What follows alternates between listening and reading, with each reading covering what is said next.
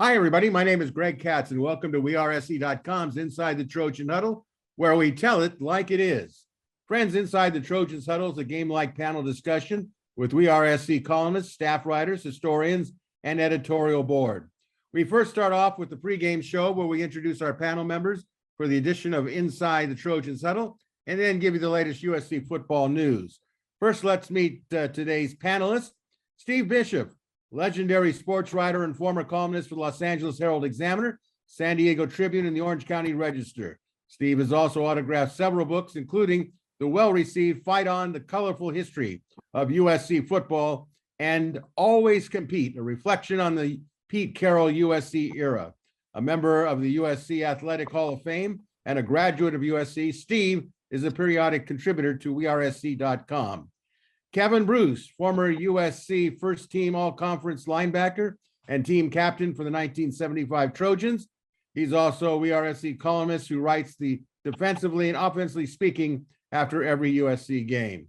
And me, I'm Greg Katz, your moderator and producer of Inside the Trojans Huddle, and a weekly WeAreSC columnist who writes the obvious and the not-so-obvious IMHO Sunday, and am an active member of the Football Writers Association of America. Before we kick off this edition of Inside the Trojans Huddle, here is the latest USC football news as of today's Monday taping. On Monday afternoon, Burien, Washington's offensive lineman Micah Banuelos, 6'3", 285, announced his college choice from the Trojans, Oregon, and Texas A&M, and he announced that he will play for the USC Trojans. This three-star interior lineman is expected to play either guard or center. Banuelos said that the Trojans' move to the Big Ten was a major factor in his decision to be a Trojan. This Friday, the Pac-12 will hold its annual football media day at the Novo Theater at LA Live. Representing the Trojans in this one-day event will be head coach Lincoln Riley, quarterback Caleb Williams, and inside linebacker Shane Lee. The Trojans will speak last at 3:30 p.m. Pac-12 Media Day coverage can be seen on the Pac-12 network and the website beginning at 8 a.m. Pacific time. And last week, a number of Trojans were named to the various postseason awards watch lists. Among those Trojans were center Brett Nealon for the Remington Award, tight end Malcolm Epps for the John Mackey Tight End Award, wide receiver Jordan Addison for the Bolitnikoff Receivers Award, running backs Travis Dye and Austin Jones for the Doak Walker Running Back Award, quarterback Caleb Williams for the Davey O'Brien Quarterback Watch List, and quarterback Caleb Williams and receiver Jordan Addison for the Maxwell Award that is awarded to the nation's top college player of the year. Excuse me. And last week, the 2022 USC football team was in full uniform for media photos and videos, all signs that the season is coming quickly. And finally, friends, WeAreSC's Inside the Trojans Huddle greatly appreciates your viewer and listenership, and we encourage those of you watching on sites like YouTube to click on the red subscriber button and push a like for us. It's greatly valued, and it is free. All righty. The first quarter, it's time for the opening kickoff, and here's our first quarter topic. Panel, Pac-12 Media Day at LA Live is this Friday. Of all the teams, representatives, and conference officials, what three individuals would you like to question, and what would you ask them, and why? Okay, let's start off this week. Leadoff hitter will be Steve Bisheff. Steve, you're a former legendary columnist. If you were attending Pac-12 Media Day, who do you want to talk to? What do you want to ask?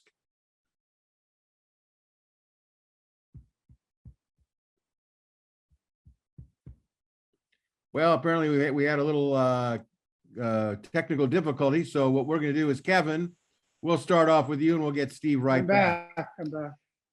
All right, Steve, we'll get you in a second. Kevin, go ahead, right ahead. Tell us what three do you want to talk to, and who do you want to, what questions would you like to ask? Yeah, well, I would clearly start with Lincoln Riley as new head football coach. He's had a very active, to put it mildly, off season, post spring football, but even prior to spring ball, getting players ready for the team, and that job is not done by any stretch of the imagination. I think we would all agree with that. There's still some open positions that need to be filled, and time will tell if we can get that done. That would be my question. Where do we stand on the portal? Where do we stand with other bringing in some key players in some positions that don't have the depth that you'd like to see for a 12 game regular season schedule, and in the post one would hope a postseason event as well, maybe more than one can hope, right? And it's his first year, so it's going to be a very interesting time, and that would be the person I would certainly like to talk to. I also like to talk to Josh Henson, the offensive line coach. Coming from a linebacker, that might sound a bit a former linebacker, no longer, but that may sound a bit odd. But I want to know what's going on up front. I want to know what the blocking schemes, what the desire is in terms of what we're trying to accomplish, what we're going to do with some of our players. We have many that more than what most people would consider, but we have a lot that are showing up on the PFF grading system has some real key, top-notch players to be watched. Brett Nealon and Andrew Voorhees as examples. So I like to get an idea and an insight, if any, from Josh Hansen. And I think the third one I would talk with is the president of the Pac-12 network. And I want to know, as I live in Dallas, I'm able to get Pac-12, but there's a lot of people that have a great deal of difficulty in the key market. And I think it's Shukin is his name, I think is the president's name. I'd like to ask him, explain why that makes sense. Open-minded. Now you're thinking like a linebacker, always on the attack. And by the way, let me ask you a question, Kev, since we have you here. And we got Steve back online. Good to see that you're back, Steve. Sorry about that. No problem.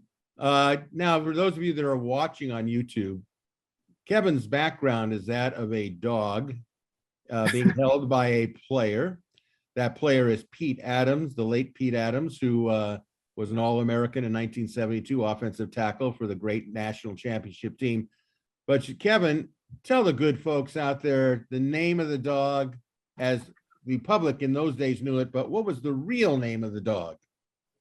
This well-fed dog and mascot of the team, additional mascot of the team, traveled with us on away games, by the way, and as well as home games, and lived with Steve and our Pete, and all of us took a turn. The dog's name was in the papers when Pete Adams had his dog with him, and his name was Turk, T-U-R-K, and his real name was Turd, D-U-R-D, and he was quite prolific in that regard. We provided a fair amount of fodder for his proclivity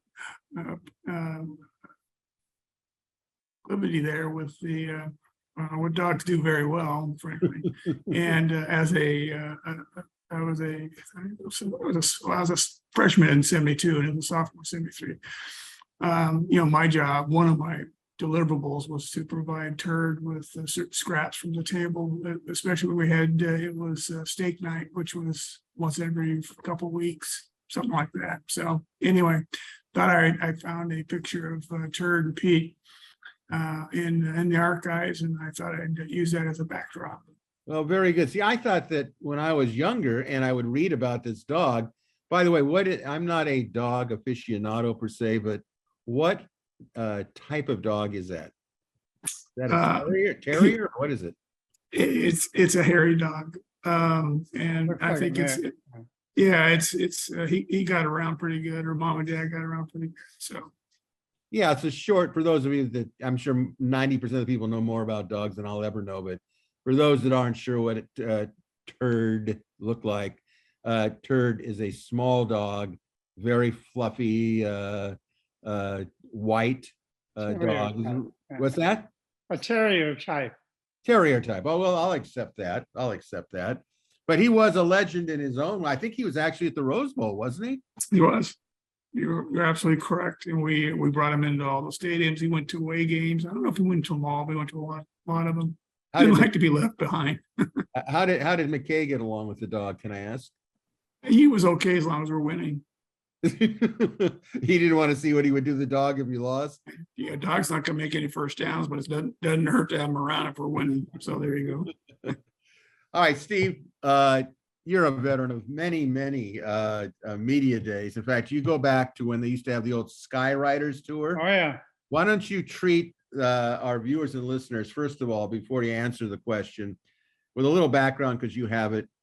In the old days, the Skywriters tour, what was it? How long did it last? Give us the particulars on that. I missed the Skywriters tour dearly. I loved it. It was great for work, and it was just a lot of fun. Not much sleep, a lot to drink, but it was also it helped you as far as learning the teams and getting to know everybody. It was a trip organized by the conference, and you flew each day to a new school. In some cases, you'd bus, like from Oregon schools or UCLA and USC, but each day you went to a different, it was like in the old days, Pac-8, it was 8 schools. Pac-10, it grew to 10. I think it stopped right around the Pac-10 time though. But it was great. You'd go there, they'd order, you'd all have lunch. You'd have lunch with the team. All the team members would stand up individually and introduce themselves. And then the coach would talk, the coaches would talk. And then you'd be ushered into a room to work, get some individual interviews, and then do your writing. And then you'd go to dinner, and there'd be a big dinner. And afterward, there'd be considerable drinking. And if you're lucky enough, you squeezed in a few hours sleep. But it was a great trip. It was a lot of fun. I remember the days of going to, I think actually it was 72, maybe 69, seeing these giant Greyhound type buses pull up, maybe 3 of them, and out the riders would come. And I would say, what in the world? And then someone said, this is the Skywriters tour. I remember seeing Lowell Schrader and a number of others. The stories I would hear. Do you remember that, Kevin? Do you remember the writers showing up for? I do. Steve's exactly right. And not so fondly, but I distinctly remember I showed up just before it was our cycle. And I had grown a beard over the summer, big, nice, beautiful, well manicured beard, red, flaming red, and went with my hair that I had at the time. And I remember Coach Levy and the linebacker coach, Coach Lizzie, came flying up to me. I mean, it wasn't 2 minutes, and said, get that hair off your face before Coach sees you. I went, oh, wow, okay. I go, well, why? He says, because the Skywriters are here and he won't want them looking at something like you right now. I went, okay. That was not a tough decision. Trust me, beard came off. And I looked however I looked. So Well, obviously in those days, McKay let his players grow their hair and facial hair. But they were still concerned about how they appeared before writers. yeah, that was more important, right? We didn't care, honest. Yeah. I kind of figured that. I think they had maybe a little something more to do, but it was like, look, if it's playing time or a beard goes, no worries. Easy decision. The stamina of some of the coaches was remarkable. They, late at night. The Oregon State coach, the Great Pumpkin, remember him? Yeah, DeAndros. Yeah, DeAndros, and he was the only one. He would stay until every writer left. He was the last one standing, and he was barely standing. Yeah, a little wobbly. And we should tell our audience that DeAndros was not a tall man. No, it was very portly, very stout. Yeah. A very stout lad, as they say. He was a funny guy. I have friends of mine that actually played for him at Oregon State, and they had some wonderful DeAndros stories. Oh yeah, it was great. He could coach too.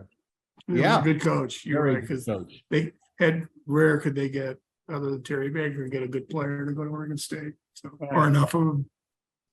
So Steve, let's fast forward now to you at Nokia Theater, or whatever they're calling it these days. Right. If you had to pick out 3 people from the conference you want to talk to, who would they be and what would you ask? Well, obviously the USC people, but I think I have to bypass them because you're gonna, if you're on the beat or you're working in LA, you're gonna be able to talk to them all the time. So I would concentrate on other people. I would start this year, I think, trying to talk to whoever Stanford and Cal brought. I'd be interested to hear the players' opinions of what they think of USC and UCLA bolting to the Big Ten.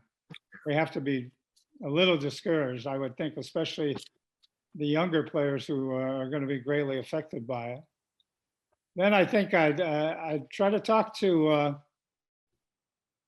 Dorian Thompson Robinson. I think I'm sure he'd be there. I find it a little interesting that Caleb Williams is getting all the hype right now. He hasn't taken a snap yet for USC. And this kid at UCLA, I thought by the end of last year he had matured into a very good college quarterback. And after all these years in Chip Kelly's system, he has a chance to be very good this year. Excellent, I think. And I'd be interesting to hear what he had to say about people sort of keeping him in the shadows. He hasn't been mentioned much at all. I think he will be shortly, but he hasn't yet. And then finally, I think I'd like to hear what Kyle Whittingham has to say. I kind of feel sorry for Kyle Whittingham in this whole thing because he's worked so hard. He's done a great job. He's elevated Utah into one of the great teams in the conference now. Can play with anybody and would have been one of the favorites again and will be one of the favorites this year. And yet in 2 years, he's going to be left behind too. And I think it's kind of sad for him. He's built a great program there. It really wouldn't surprise me if somebody snatches him up in the 2 big power conferences. They're going to be in the forefront soon because I think he's an outstanding coach. Now, when you say snatch him up, are you talking about him personally as a head coach or Utah's program? Well, I don't see Utah elevating into one of those 2 conferences, but they could. I mean, the way he's the job he's done, I'm sure he could compete. But I would think that maybe one of the schools from the other 2 big power conferences would look at him if the vacancy came up. All right. Well, I'll tell you what, here are the 3 representatives, people that I would want to talk to. First and foremost, it would be the commissioner of the Pac-12, George Kliavkoff, on how he plans to address USC and UCLA the next 2 seasons, mainly in conference decisions, high-level meetings. How's he going to deal with them without giving them overly positive comments while preserving whatever future is going to be the Pac-12? I think that this his 8 o'clock in the morning Friday state of the conference is going to be very interesting. We're going to find out whether there's actually going to be, I think, divisions, as there has been the Western or the Southern Division, Northern Division. I would like to find out about the reception of other Pac-12 coaches, what their thoughts are after the Trojans announced they were going to the Big Ten, get kind of a sample size of some of the coaches. Now, I know they'll all be politically correct, but somebody's liable, the way they phrase it, say how they really feel about it. And finally, I want to talk to Caleb Williams, probably a question that everyone's going to want to ask anyway, but how's he going to be able to handle the pressure of football, academics, and his NIL properties, of which are many apparently now? And I think Steve alluded to the fact he hasn't even thrown a pass yet for USC. Now, he could argue and say, well, I threw passes at Oklahoma, and that's a high-level program. But the scrutiny on him, if he was at Oklahoma, would be huge because of the Heisman front-runner idea. But in LA, it's going to be, I don't know whether you can prepare for that, but it's going to be a challenge. And I'd like to hear his thoughts on how he's going to deal with it. So far, he's dealt with it wonderfully. We wouldn't even know that he's changed in any shape or form. So it will be interesting. All right, let's move on to the second quarter. And we know that next week is training camp. Now, just to be on the record here, we have still not received the official day of training camp. Although if you do a little backwards planning from the Rice game, you kind of the 24 some practices, it stands to reason next week at some point they're going to have practice. Now I had heard unofficially it's August 4th, but I wouldn't hold to it. I think that's a Thursday. So here is the topic panel. The Trojans are opening training camp for the 2022 season on Howard Jones and Brian Kennedy Fields. If you're in there, what three things would you or will be looking at for the opening day of training camp? Steve, we'll let you go first on this question. What would you want to see the three things from training camp?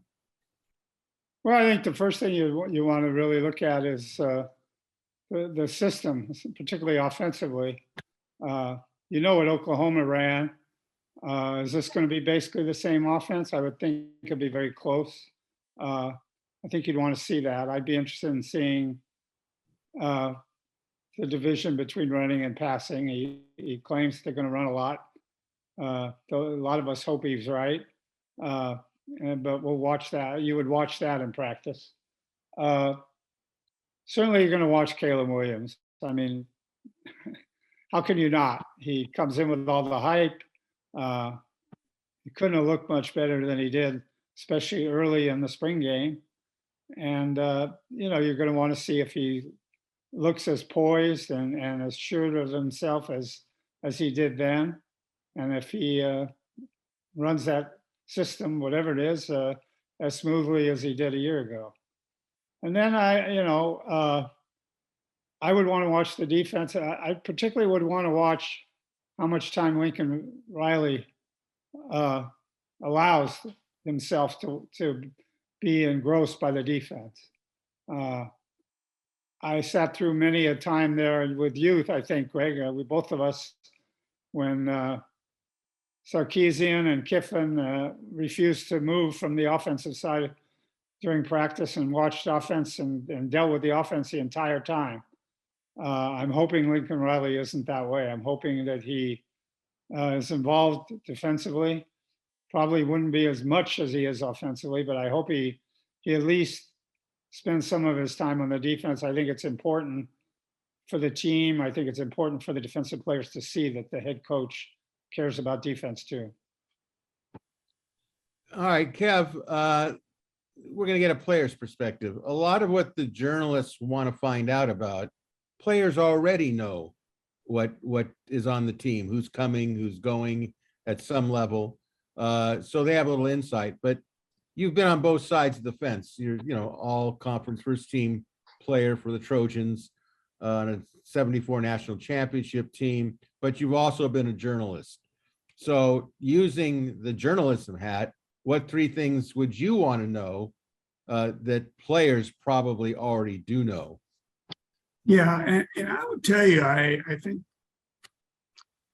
players may not have quite the insight into what opening day, opening week, call it, is going to look like, really. This is a brand new day. You got a brand new head coach. It's going to be his team. Well, it is his team. And how he runs the practices, I'm fascinated about. Looking at practice. Well, we're not going to have access to it, but looking at practice film and how the coaches blend in. Also, as a former linebacker, I want to know about the defensive scheme. I know what the defensive scheme should look like. I know what Grinch has done in the past, so that's not a huge surprise. I just want to see if we have the bodies to match the scheme. One, two, secondary is being rebuilt, though I think that's a good thing, frankly.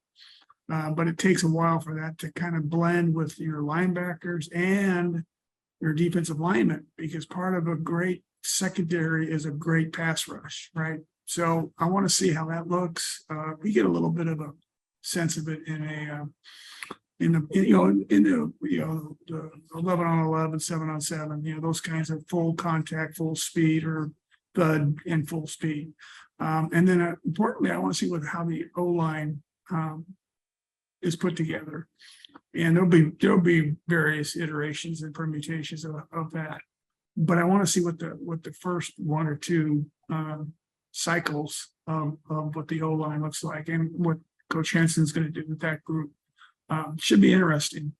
We have some great skill players. There's no question. Great running backs and wide receiver. As a matter of fact, we got an embarrassment of riches at wide receiver, and that's great. It's a good thing. O-line is probably capable of being pretty good, and that's a good thing. So first week, you want to see some of that. Check for injuries, guys get nicked up, the dreaded turf toe and those kinds of things. Yikes, drives you crazy if you're a coach or a fan, which, we are, right? So that's important. And I think it'll show a lot about the team. And I think it's going to take more than a week or two for some things to settle in with respect to this is USC football under Lincoln Riley. And that's going to be a kind of a broader view, but a view that I think we can all appreciate. Well, I'll tell you what I'm going to look forward. It's kind of an overall thing. I want to see what roster changes are there. Who shows up? Who is no longer on the team? A lot of ways we don't learn that until we look at the roster from a media guide or press release, and you really don't know it until somebody steps on the field. So I want to see who is in attendance and who is not, and if they're not, why not? Have they dropped out? Have they especially in this day and age, have they transferred somewhere else? What is happening? Then I look at position changes. And position changes can be as simple as they moved him from left tackle to right guard, let's say on the offensive line. Because what you maybe saw at the end of spring may not be what you see at the beginning of practice. A lot of times they won't tell you who they're starting. You don't have to hear it. You can see it. And I think that that's very important to me. Position change, and I'm sure Kevin will verify this out, and Steve as well. Part of being a great football coach isn't necessarily X's and O's. It's putting the right players in the right position. And how many times have some of you who have watched USC in the past 5-6 years said, why are they playing this guy in this position? Maybe what we would think of defensive linemen is playing outside linebacker, and all he does is cover grass, and you go, he is so out of position. And I want to see who got moved and moved where, both offensively and defensively. And last but not least, at least on the first day, I want to see the overall health of the team. Who's going to walk up the tunnel from underneath the John McKay Center wearing crutches, a boot, a knee brace, and they're not really dressed? Now, we know they're not going to be in overall uniforms for the first 3 days of the NCAA conditioning rules and so on and so forth. But who got hurt during workouts, off-season workouts that we didn't hear about, that all of a sudden you go, well, what's wrong with him? So we know that if somebody's really hurt coming out, that could affect a myriad of things in different position groups. So it's something that I look to monitor. I did have a question though, Kevin, because Steve brought it up. A lot of people, they're going to look at us and go, look at all these old men talking about SC football. It'd be like people talking about Howard Jones when I was in high school going, what do I care about Howard Jones? But as you get older, you see that football really doesn't change. The uniforms change, some of the, obviously formations, the forward pass and so on and so forth. But head coaching, and I'm going to bring up a point that Steve had, and then I'll change it to give it over to Kevin. But, John McKay might as well be, for today's kids, Howard Jones. Okay. I readily accept that. But how much did John McKay, who's in the College Football Hall of Fame, one of the greatest of all time, how much did he pay attention to defense? Because most think that he was the originator, or at least the perfecter of the I formation. How much did he look at defense, Kevin? And you should know because you were on defense. Yeah, well, I tell you what, we always had a top defense. It wasn't by accident. We were top 1, 2, 3, maybe top 5. Just I think every season I was there. I didn't do my homework on that one. I should, so I can go brag. But I know we were very good, and we played some really good teams. We were of the mindset, as coach was, that we'll play anybody anywhere, including the Miami Dolphins. Screw it, let's go. Let's go play. Coach spent little time with the defense. What he would do, he would split the. He'd take his golf cart and he'd move over, and he would split between offense and defense, and he would keep his eyes roving this way and that way. Every once in a while, he'd call Dave Levy over, who was the defensive coordinator when I was there, and they would have a chit chat about Lord knows what. And then, Coach Levy would come back to us guys as the defense, the ones, or whatever you want to call us, and all of us, let's just say it that way. And we would make some adjustments. So, I mean, he was paying attention. He wanted people in certain places, and those that complemented each other's playing skills and ways. He wanted that.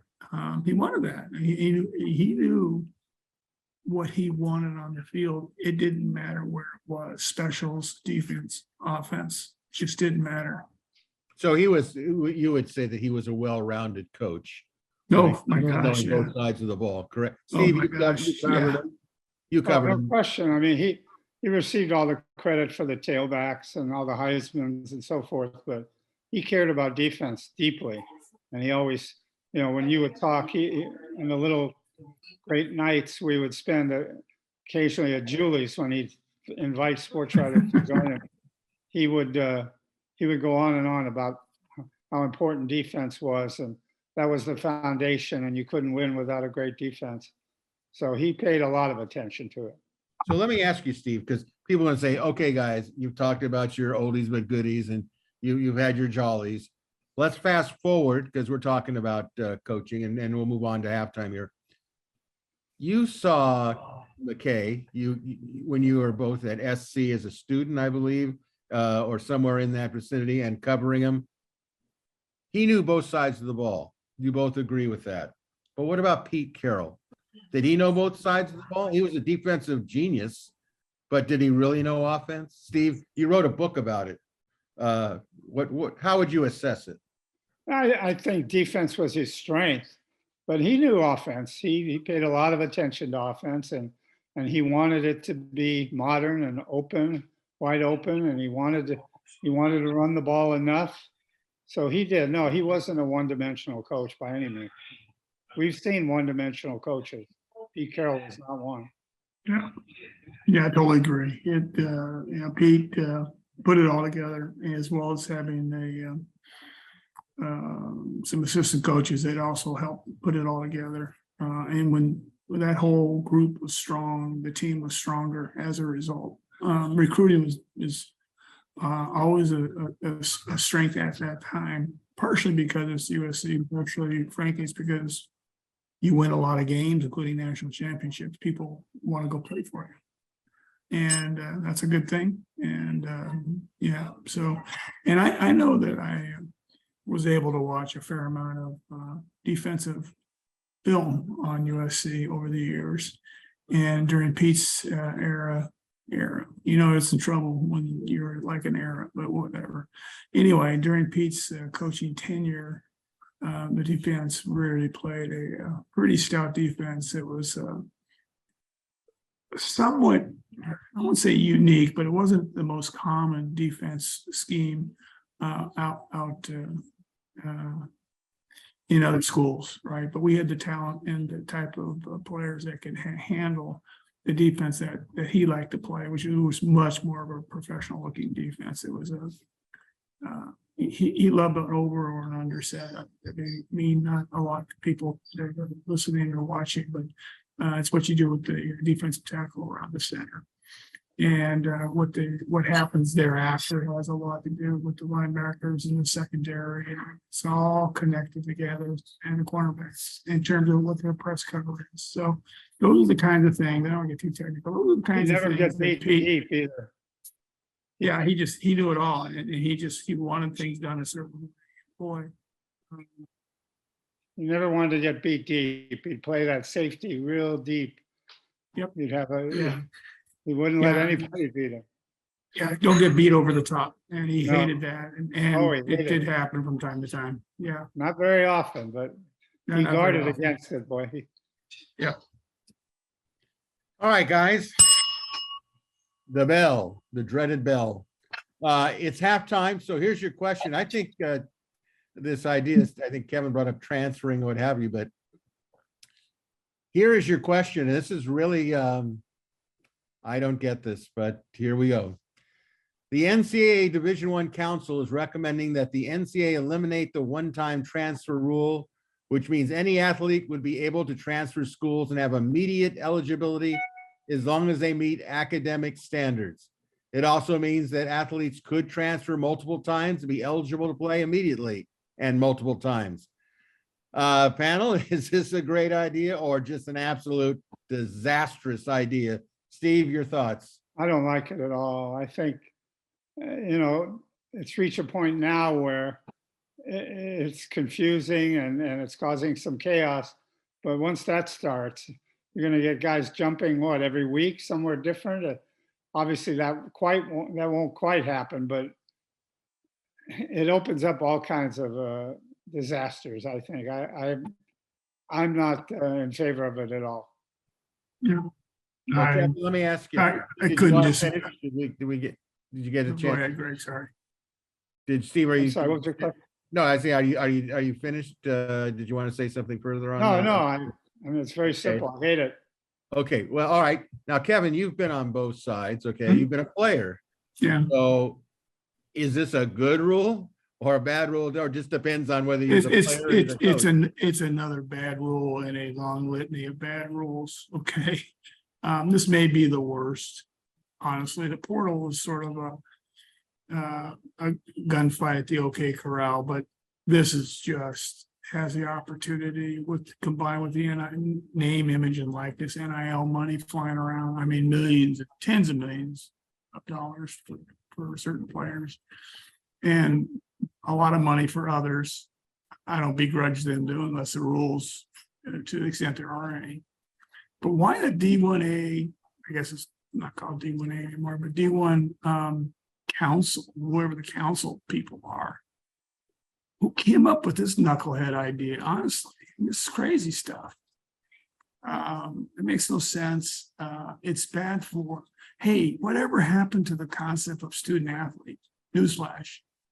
I mean, so where are you going to graduate from? Is ever going to go and play in the bigs? No, they're not. And the ones that are going to last somewhere between 1 and 3 years.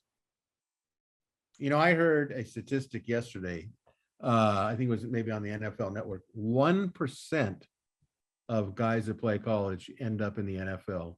1%. Yes, it's worse when you put in D1A or D1, whatever we call it now. There's another thing they did is they changed the names, but whatever. It's just, look, you have an opportunity for a wonderful education, a wonderful football experience. Some guys will go on and get an opportunity to play in the NFL and the USFL or the USFL. And that's a wonderful thing, right? If that's what you want to go do. Not everybody wants to go do that, believe it or not. And I say the majority of players may want to do it, but recognize that that's a 1 to 2% deal. And as I said, look, the ones that do go in that 1 to 2%, it's a 1 to 3 year career, and you're done. And you may be beat up, and no, you will be beat up. So this makes no sense to me. It's total capitulation on the academic portion of what a student athlete should be doing. I was talking with Steve a little earlier before we did the show, and I'm looking at the possibilities here of just total disaster, depending on whether you're on the semester system or the quarter system. Sometimes the quarter system doesn't start till late September, let's say. So you're already into games, let's say, before school is started. Right. And you go, I'm having a lousy career at this school. I think I'm going to transfer to a rival school. And you end up playing, depending on the schedule, could you be playing them like in November, having started off the season at your former school? it has all sorts of ridiculous possibilities. And as we all know, some things that are meant to be good, immediately they find out loopholes, they find out ways to beat the system. And I think, Kevin, you brought up a good point. Where are you going to get your degree from? I mean, it's just absurd. So I think the NCAA basically is just wiping its hands of having to do anything.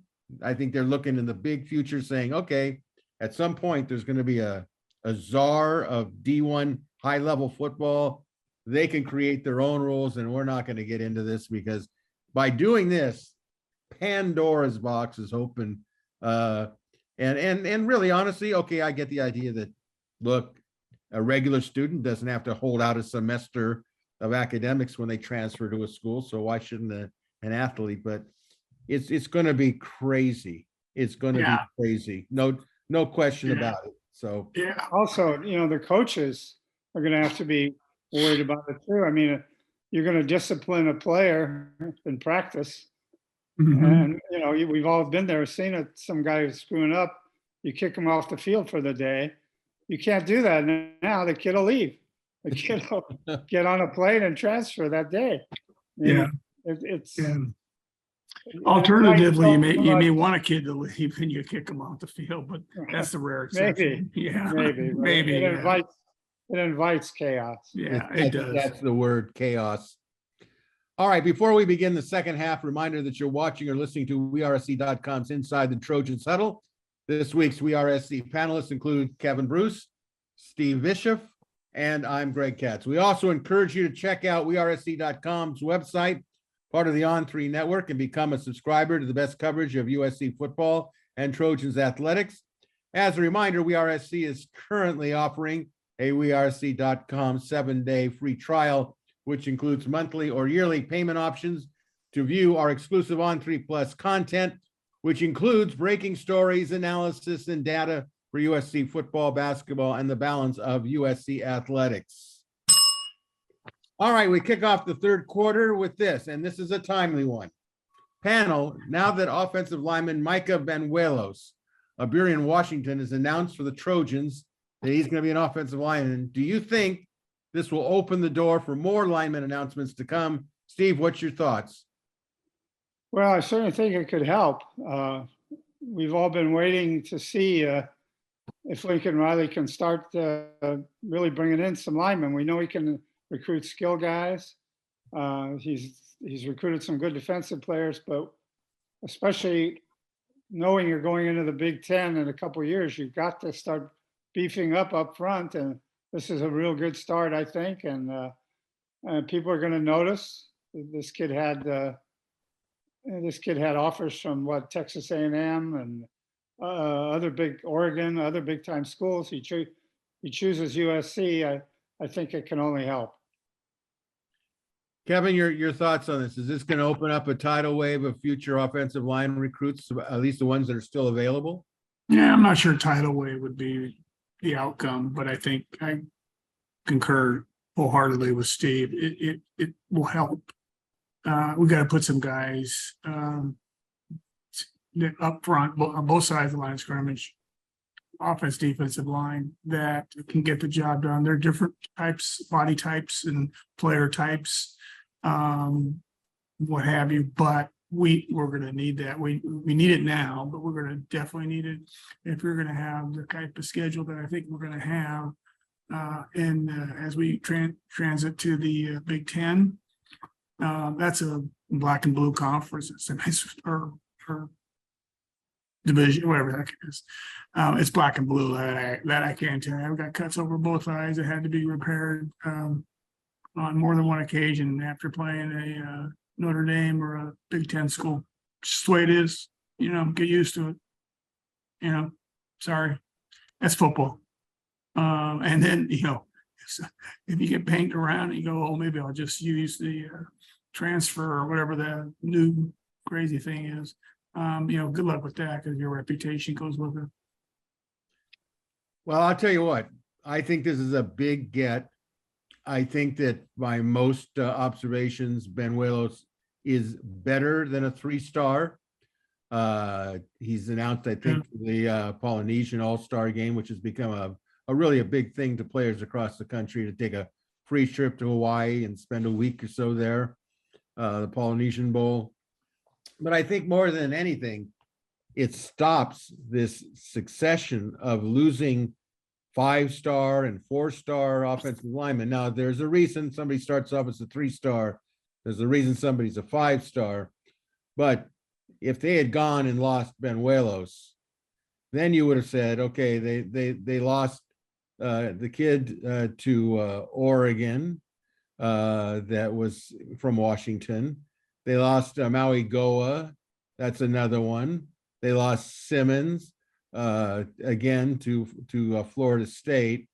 So they had lost, although these players were all from out of state, out of the area, it still tends to get a steamroller. Now, the thing was, is people asked me, well, did you think Benuelos was going to be USC? And, you know, Oregon has a lot of juice when it comes to offensive line recruiting. And some people thought it was going to end when, Cristobal went to Miami. But to the credit of Oregon, and I'll give them credit, they did hire Adrian Clem. As controversial as he may be, he's a very good recruiter, aggressive. And the thing that still strikes me is somehow Oregon got Vianney Talamaiavo to leave USC to coach at Oregon. And I know he was an excellent recruiter for the Trojans and would love to see him come back. But they're formidable. And so when the kid originally was supposed to announce in early July and he didn't, I said, okay, now some of the stuff I was hearing, there's an issue. And then he went to Oregon. He does have family in Southern California. He did say on Monday afternoon that one of the reasons he picked USC was to go to the Big Ten, and that it definitely had a major influence on him, because we all know that Oregon's in somewhat limbo. They're either going to be in the Pac-12 or they're probably hoping they can get into the Big Ten at some point in time. One of the things that Benuelos also said, because he was asked this question after he announced, was he going to be an open recruiter for USC now? And he mentioned a player from Northern California that is very well thought of. In fact, I think SC's now in a position, offensive line-wise, to really fill the interior, meaning center and guards. However, two things come to mind, and then we'll move to the fourth quarter. They still have not recruited a high-level 5-star offensive tackle. And the point I'm going to make is I don't look at this class of 2023 as, okay, we know they probably won't be ready for next year. I'm looking at 2024 when they go from the, frying pan into the fire. And as Kevin aptly put, the physicalness of the Big Ten week after week. Will they be ready? And you're really going to have, you got to have really tough tackles offensively to deal with the physicality of the Big Ten defensively. So I think it was a good step in the right direction. We'll look forward to maybe getting another announcement shortly. I think Benuelos is a good first step. Now they got to go out and find some tackles. Maybe they're going to find it from the transfer portal. But in the long run, even Lincoln Riley said it gets down to high school recruiting. That's where he wants to make his foundation. So let's move on to the fourth. Now, before we start the fourth quarter, we all know what you're thinking, and we are thinking along the same lines as you. We are going to light the traditional Chris Arledge Los Angeles Coliseum torch. And for those of you who are wondering, I only tune into the show to watch Chris. Let me tell you something. Chris is still in England with his son. They're having a great vacation together. He's unable to join us, but we expect, barring any unforeseen circumstances, like he's insulting the Queen of England and the British monarchy, we hope to see him rejoin us for next Tuesday's Inside the Trojans Huddle. But we hope he's having a good time with his son, and we look forward to his bombastic comments in next week's show. So with that, Chris, here's to you, buddy. And we're going to move on into the fourth quarter. And this is a political question. We don't normally do politics on this show, not because it's bad, but this is a football show. But here is your fourth quarter question, panel. California Governor Gavin Newsom, who is also chair of the University of California Board of Regents, is opposed to UCLA moving to the Big Ten and demands that UCLA clearly explain to the public how this move will improve the experience of all student athletes.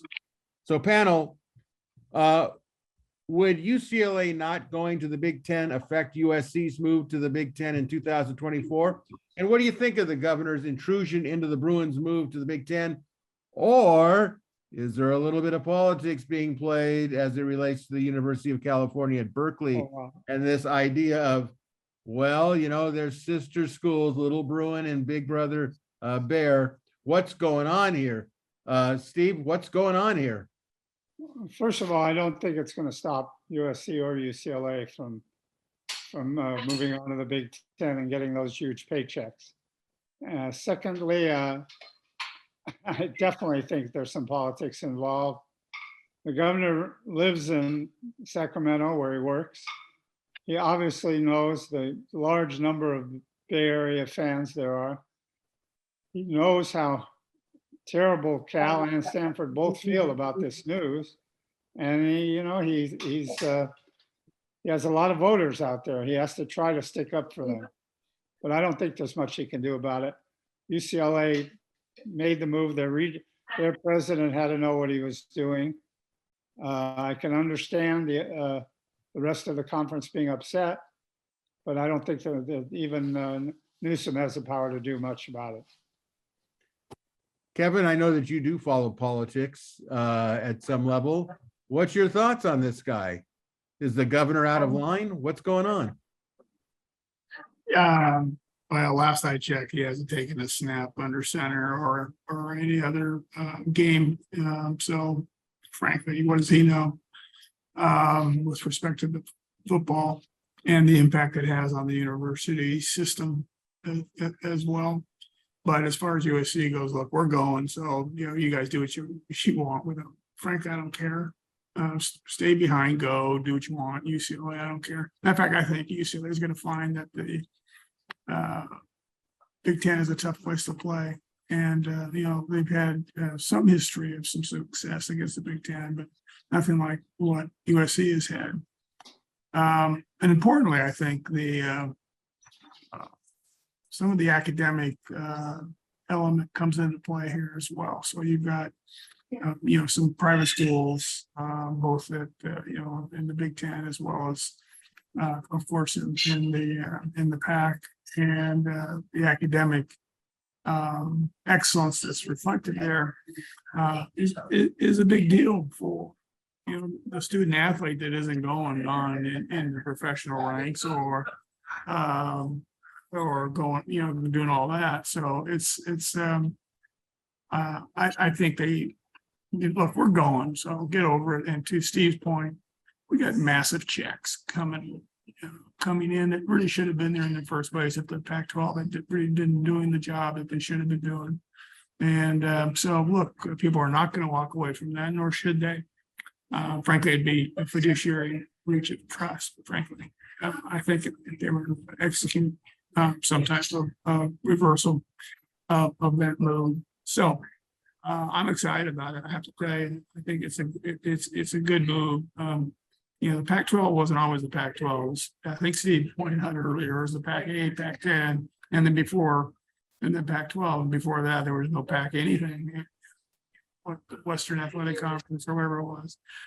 So things change over time. It's just that the reason for the changes has a lot of dollar signs and zeros attached to it.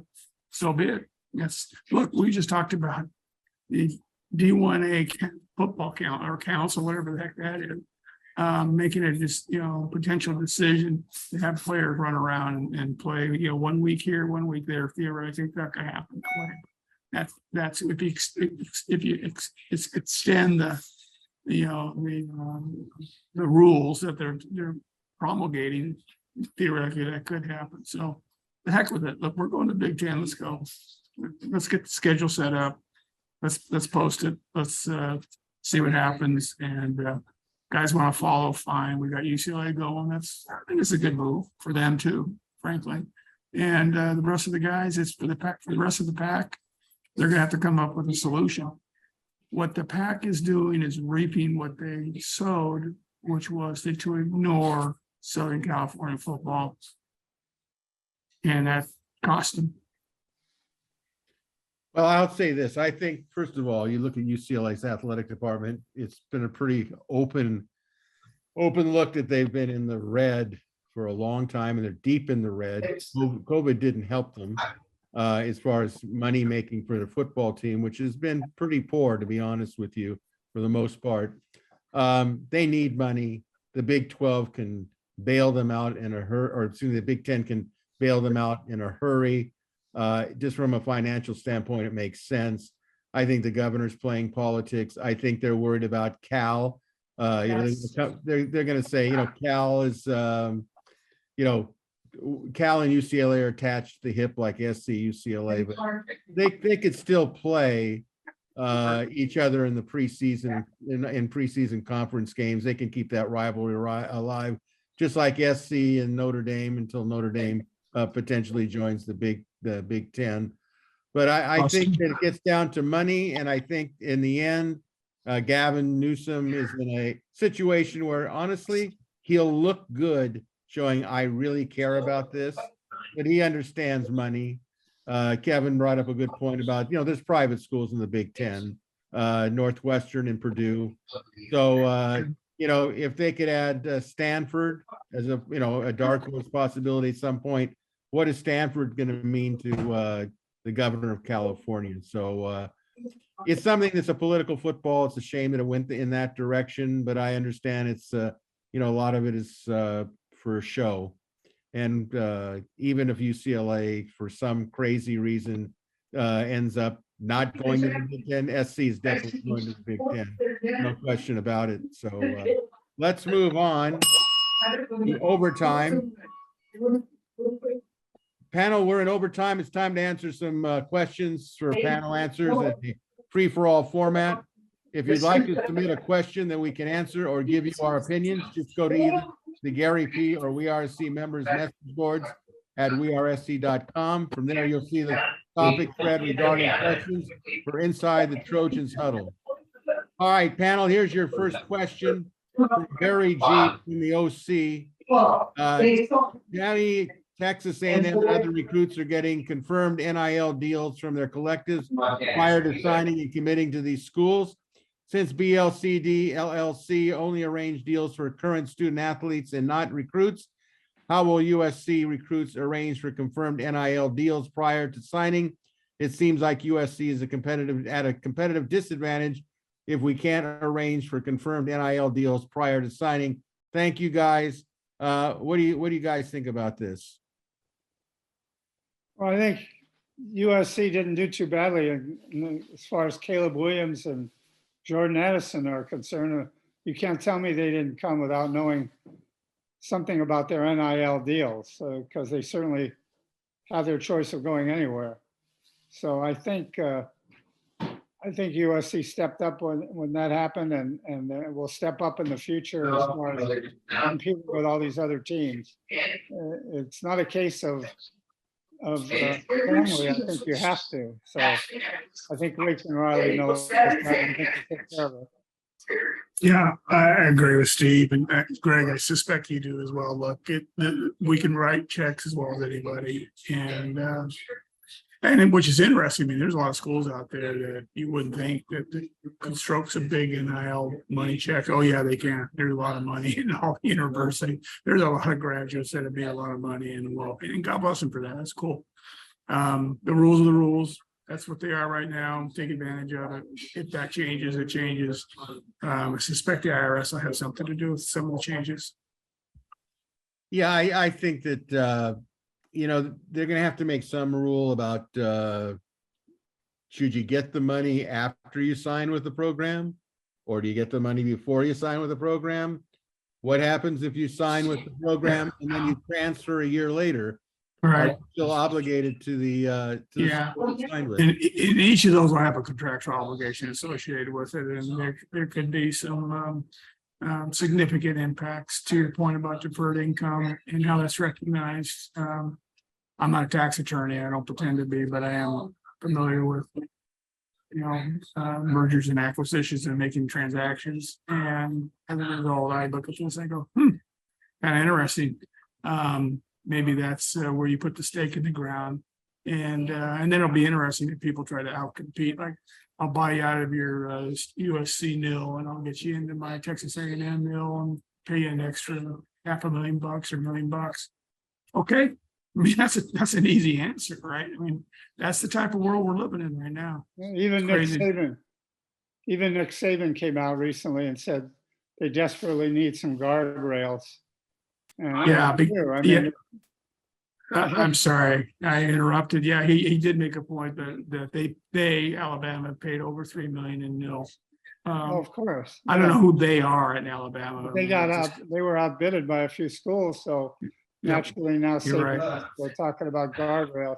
But they Yeah, do. I mean, he wants guardrails because now if you want to compete on money, Alabama, you've got a lot of big boys out there. that's right. One point to make that our viewers may not be aware of. A lot of this stuff has been going under the table, of course. I think most people are aware of that, of players getting paid, certain players. It just has never been legal or above the table, as Lane Kiffin would say.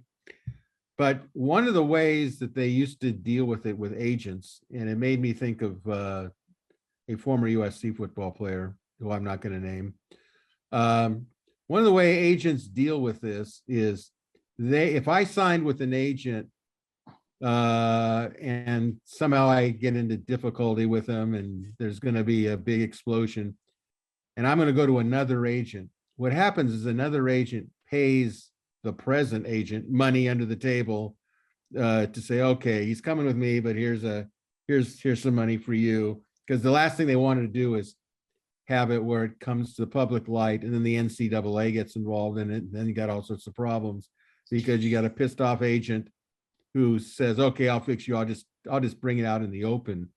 So it's all out in the open basically now, but that's how they used to in the old days, go from one agent to another. The new agent pays off the old agent. Now it's legal. Now it's legal.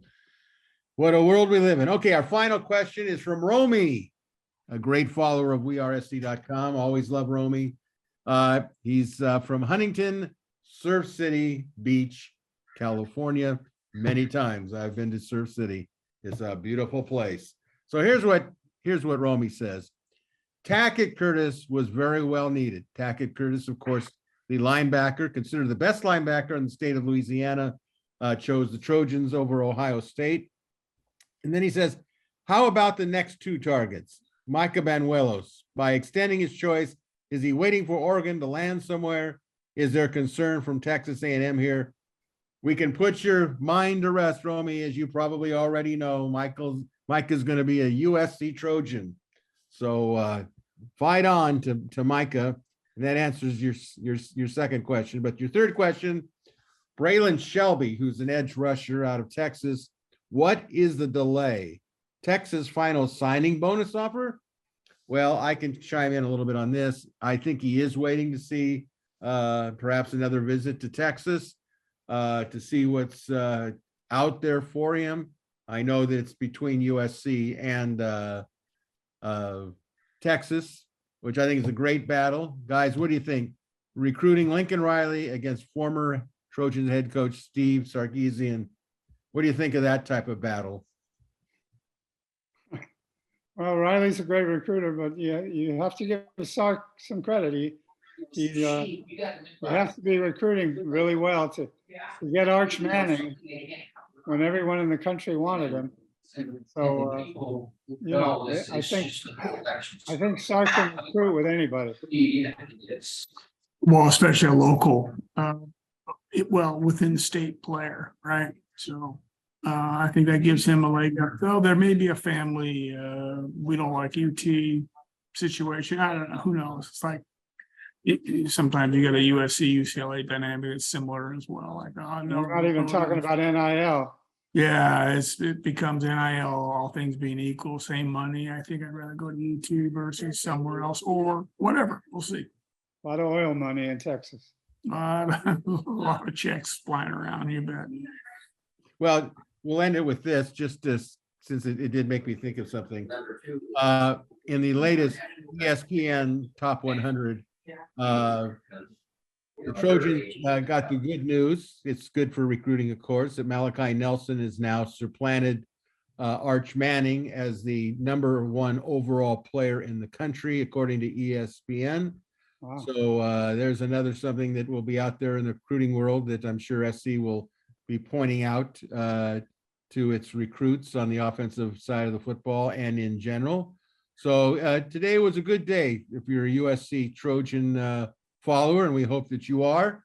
So with that, we're going to wrap things up by first saying a reminder again, if you have a question or comments for our panel, go to either the We Are SC message boards and click on the thread that pertains to Inside the Trojans Huddle, viewer or listener questions. So that's a wrap for this edition of Inside the Trojans Huddle. A big thank you to this week's in-studio panel of Kevin Bruce and Steve Bisheff. And a special thank you to all of you for watching or listening to Inside the Trojans Huddle. Until next Tuesday, this is your host, Greg Katz, reminding all of you to fight on, everybody.